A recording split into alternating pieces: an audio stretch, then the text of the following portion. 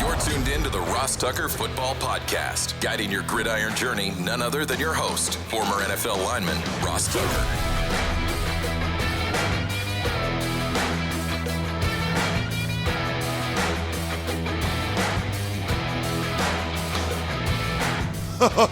Oh, yeah, it is. But it's not just any Ross Tucker Football Podcast. It is a Finish Strong Friday. It is a Picks Friday. It is a Winners Friday edition of the mighty RTFP. We are presented, of course, by DraftKings. I mentioned winners. Hopefully, all of you had a tremendous Thanksgiving with your loved ones, your families. Obviously, I'll get into all three games momentarily. Looking forward to discussing those games. But I got to give out winners because I love when we have winners, people that go the extra mile, like Mike Stickler, Stichler. He replied to one of our posts on Twitter or X or whatever it was and made a comment.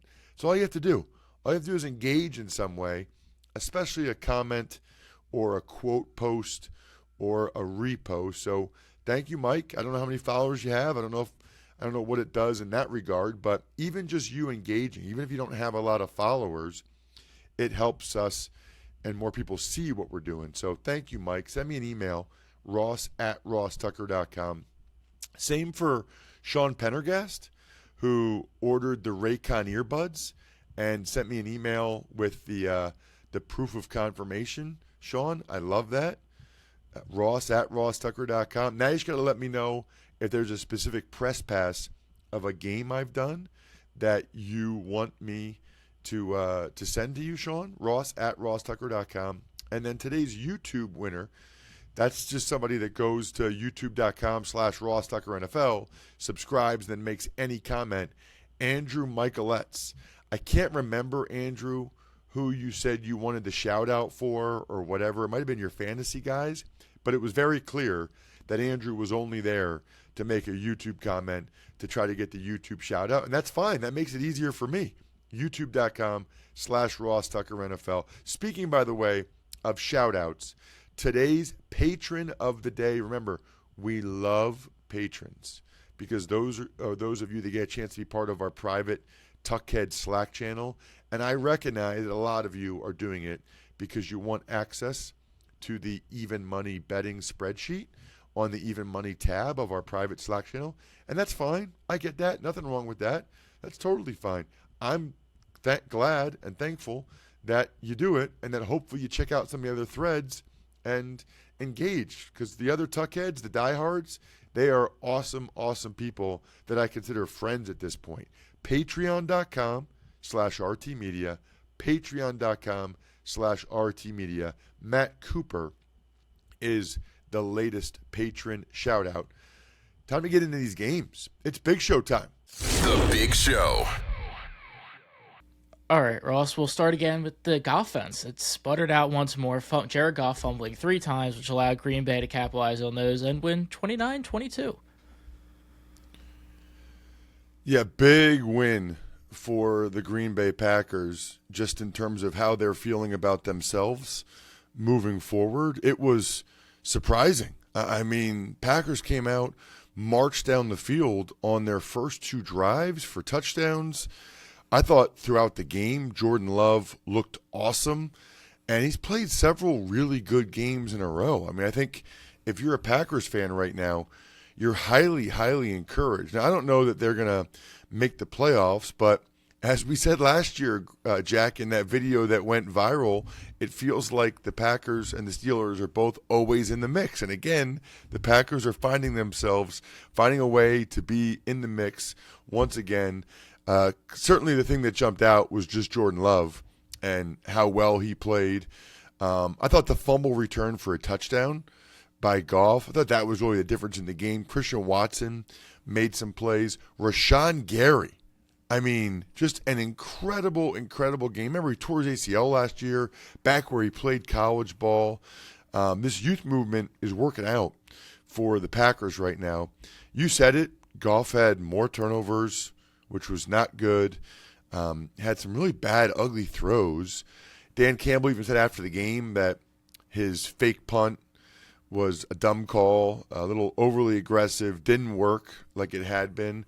And that is a really, really big hit to the Lions' chances for home field advantage. I mean, a really big hit. And now the Eagles, have at least a 2-game lead on everybody in the NFC.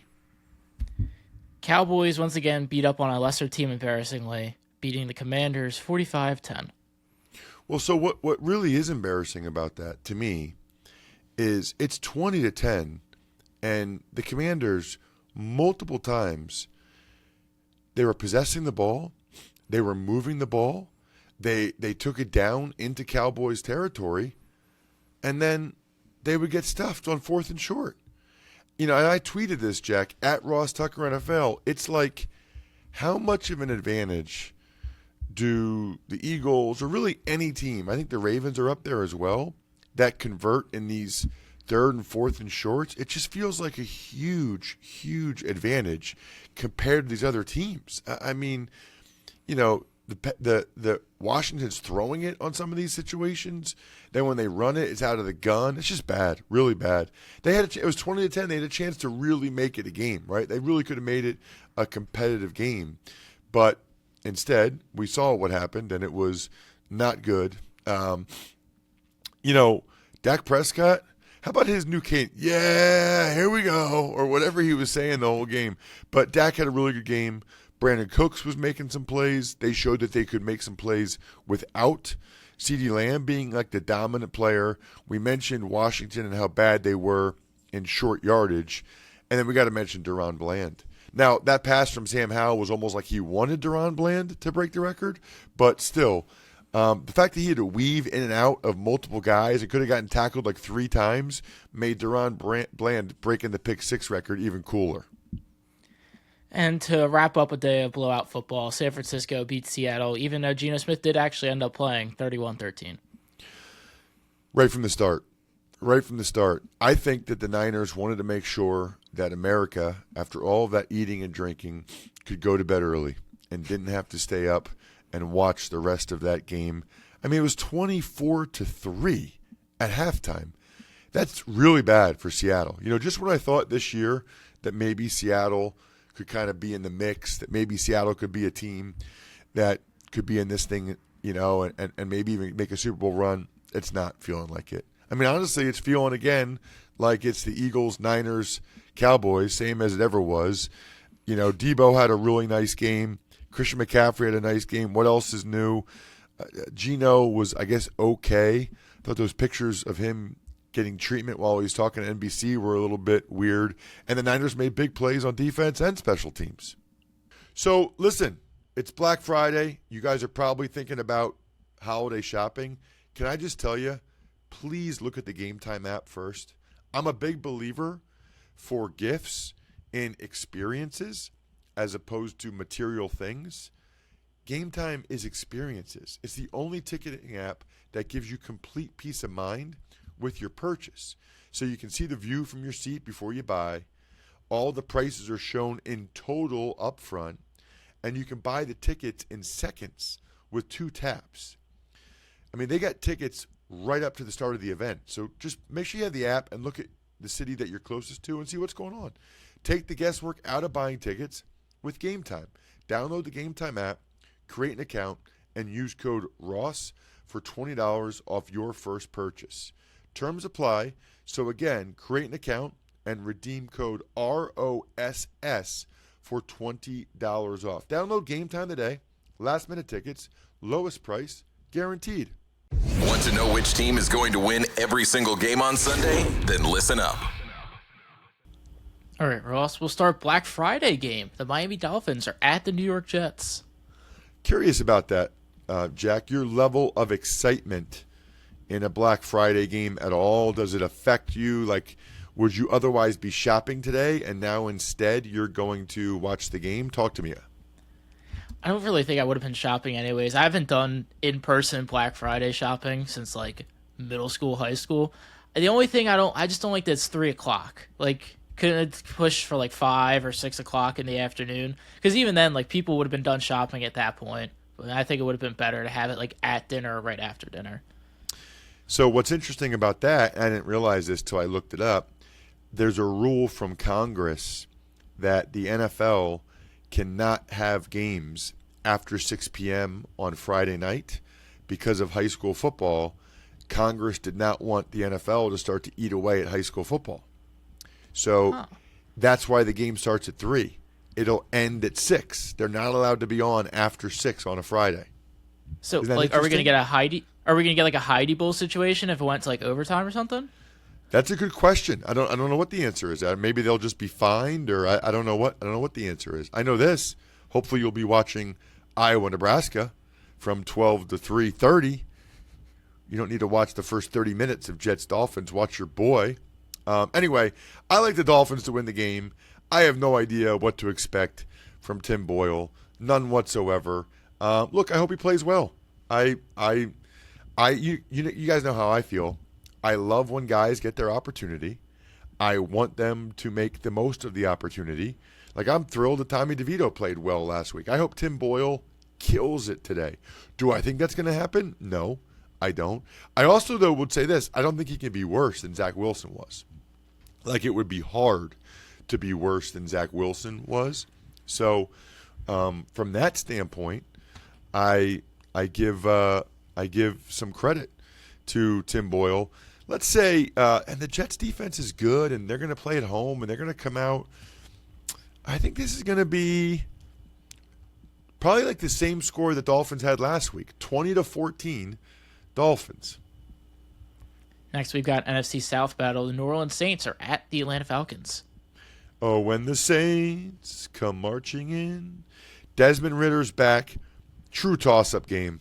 You know, the Derek Carr's been a little bit banged up, protocol, injured, whereas Ritter, the Falcons have had 2 weeks to prepare for this, and although the Saints did too, right? They had a bye last week too, so I guess that kind of evens that out. But Falcons are at home. I like the running element that Ritter gets. I actually thought he was doing some positive things other than the turnovers. If I could predict whether or not he turns it over in this game, I could have a better idea of who to pick in the game. I'll take the Falcons in a close one at home. They've lost their fair share of close ones the last 3 times out. So I'll say 20-17 Atlanta. Got another divisional battle, this time in the AFC North. The Steelers are at the Cincinnati Bengals.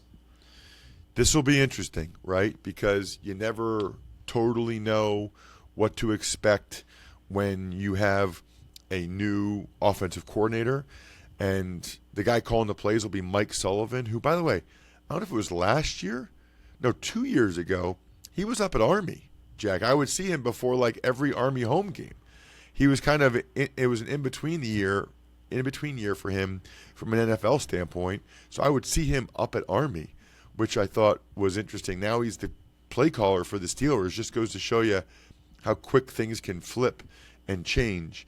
I'll take the new coordinator and whatever Mike brings to the table, which is new, which is tough for the Bengals to prepare for.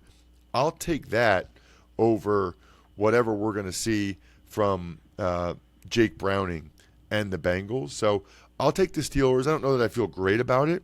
And the fact that the Steelers are only favored by 2 in a game against Jake Browning in his first start, I think probably says a lot about a lot. I still don't think there'll be very many points. It'll be a typical game. Let's go Steelers 16, Bengals 13. And here's the deal, Jack. When the clock stops on this podcast, whenever the game clock stops on my game or Black Friday, the Jets Dolphins today, that's time to order in with DoorDash. Pizza cravings hit at halftime, that's ordering time. Dreaming about tacos during a timeout, boom, they're on your doorstep. You want burgers, chips, dips, drinks, and wings instead? Even better. Order on DoorDash and get everything you want delivered without missing a minute of the game. And Jack, you know you need something to wash it down. I wash it down. You should wash it down with Labatt Blue Light. I will hopefully be able to have some Labatt Blue Lights at the airport, Omaha Airport. Omaha, Blue Go, on the way back to Pennsylvania eventually, very late tonight. Love Labatt Blue Light. Always enjoy responsibly. Beer, Labatt USA, Buffalo, New York. First time I think I'm saying this about this matchup my whole life. A really exciting game. The Jaguars are at the Houston Texans. I don't know. Was there times when the Texans had like Schaub and J.J. Watt and Andre Johnson that the Jags were okay? Yeah, I was going to say, like, maybe like that brief time period, like 2009, 2011 was like Maurice Jones-Drew and like Leftwich against them. Maybe that, but this is certainly more. Yeah. This is more, I don't know, timely, I guess, is the word. Man, this is another one. This is usually a good week, right? When there's this many games, I feel like I could go either way on. I was really impressed by what I saw from the Jags on Sunday against the Titans. Now, they were really bad the week before against the Niners, so you don't know. I think they're the better team. I think the Texans have kind of been living dangerously a little bit recently with some of these games. So give me the Jaguars on the road to get it done against C.J. Stroud in a awesome quarterback matchup, which I think is an interesting question. Who would you rather have the rest of their careers, Lawrence or Stroud? And so I'll take the Jaguars to win. Awesome football game, 24-23 Jags.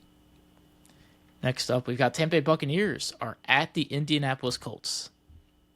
Really big game for both these teams. You know, we're getting to the point here, Thanksgiving and later, Jack, where it's like some of these teams are going to be in the mix until the very end, and some of these teams aren't. And I think this game is one that goes a long way towards that. I'm going to go with the Colts playing at home off of a bye. The Bucs had to play out in San Francisco last week, back to Tampa, up to Indy, and the Colts had some extra time during the week to prepare some things. They're a little bit more rested, healed. That's why I'll go with the Gardner crew, the Gardner gang. And I don't think it's that many points because the Bucs defense is pretty solid. So it feels like a 20-18 game. Shout out to the guy that doesn't like the even numbers.